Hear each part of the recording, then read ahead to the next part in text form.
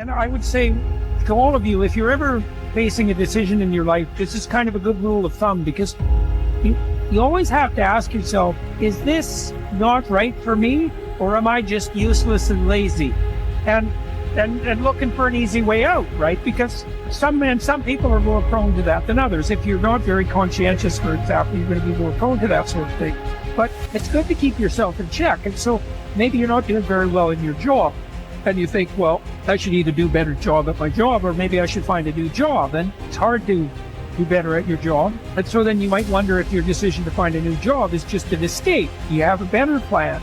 And if the answer is no, well, that's not a very good plan. But if the rule is you'll only escape to something equally or more difficult, or more challenging, let's say, then kind of check yourself against your own temptation.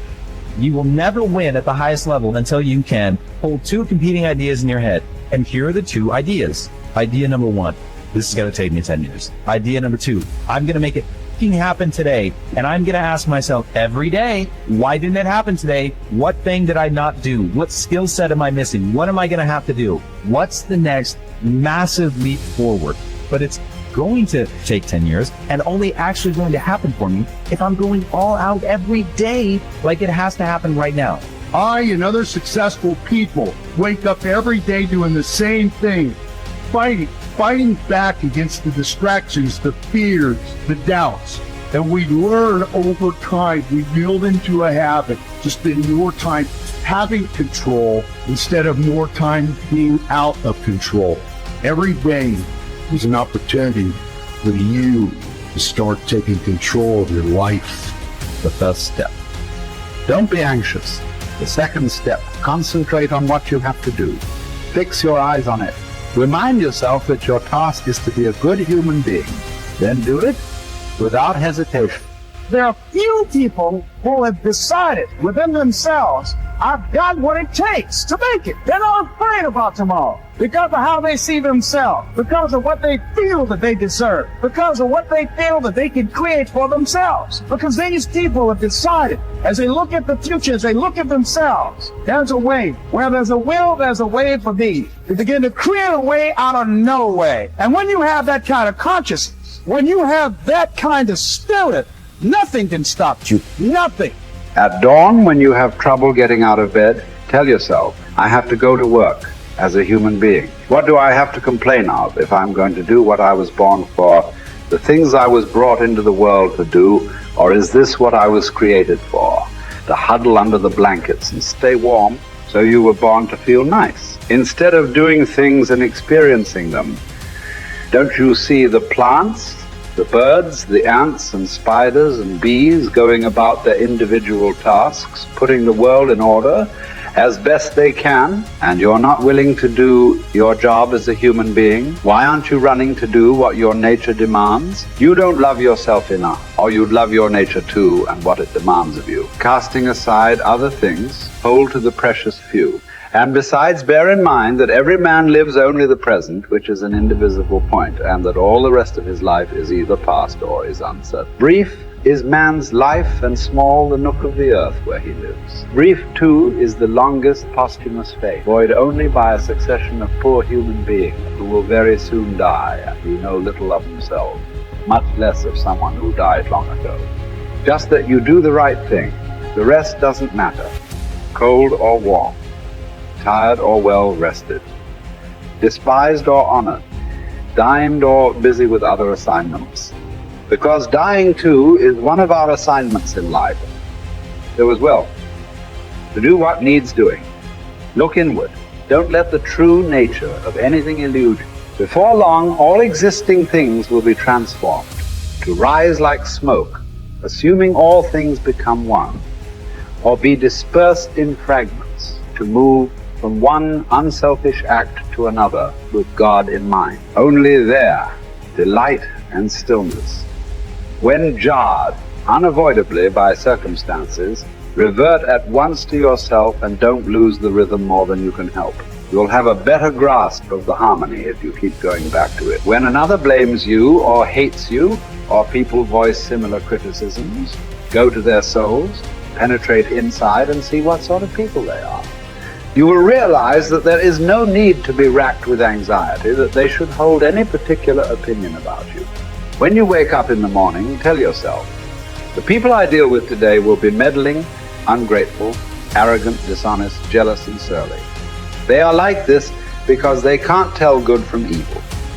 But I have seen the beauty of good and the ugliness of evil and have recognized that the wrongdoer has a nature related to my own, not of the same blood and birth, but the same mind and possessing a share of the divine,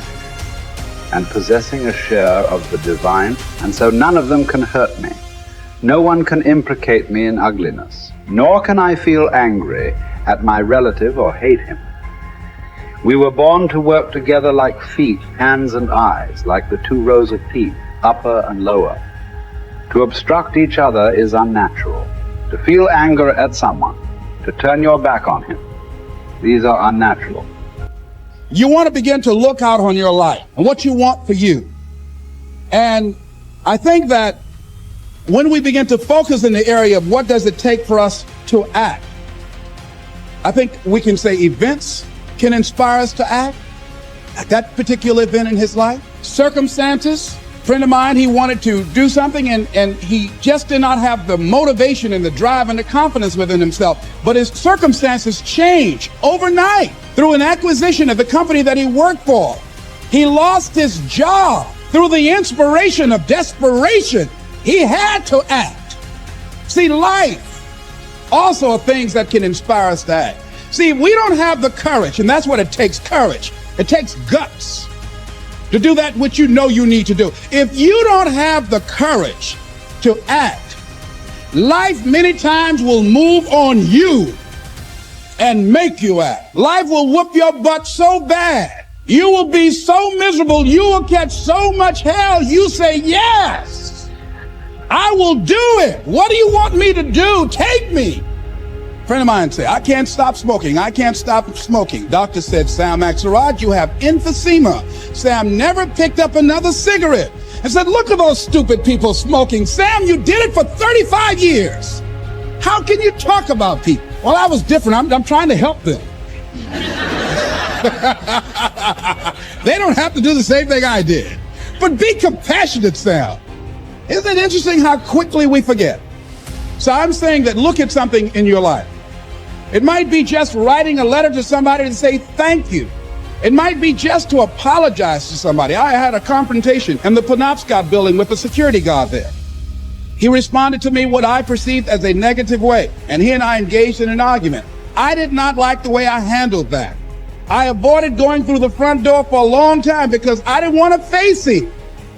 Finally, I decided to act, and I went up to him and said, I want to apologize to you for the way in which I handled this argument we had the other day. I was wrong. I hope you accept my apology. He said, I do. And I said, thank you very much. I felt relieved. Now, when you decide to act, it's not always going to be like that. A friend of mine did some work for me. It was below par, to say the least. I knew that this guy was capable of doing better work. I knew that he also had a fragile ego. So I was trying to think of what is the most sensitive way in which I can share this information with him. Because I wanted him to do my work over. I was going to pay him for what he did, but I needed my work done right.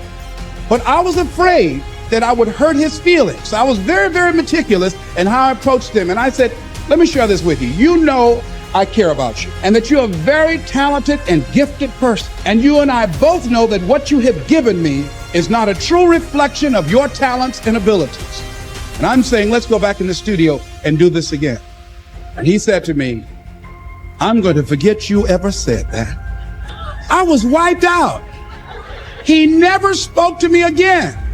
Now, when you decide to act, you're going to have some people like that. We're no longer friends. I lost sleep over that, ladies and gentlemen. I said, I can't believe that. I remember sitting up one night looking at the phone. I said, I gotta call him. He said, no. And I said, no, forget that. I called, man, look here, we've been knowing each other too long to allow this to come between us. He said, don't call me anymore, and hung up. And then I wanted to think about what can I do to make it up to him? And then something came to me, Les, what do you have to prove? See, many things we don't do is because of the fact we want people to like us. There's some necessary losses in life. When you decide acting in your best interest, you're going to lose some friends. Everybody's not going to approve of you. There's some people that won't like you. Who do you think you are? You're arrogant. What do you think you can do? You think you can get away with that? You're selfish. Thanks, I got that. It's my life. And so what I'm saying to you is that as you begin to look out on your life, this is challenging. This is not easy acting. So what are the things that we can begin to do to harness our will? Number one, you've got to bring it out and look at it. You got to take the power out of it. You've got to expose it to the truth. And the truth is that it has no power over you. So write down something you want to act on, but for some reason that you've been holding back, and look at it. The next thing is, ask yourself the question, is it helping you to continue to put it off? If it's an asset for you to continue to procrastinate, then continue to do that.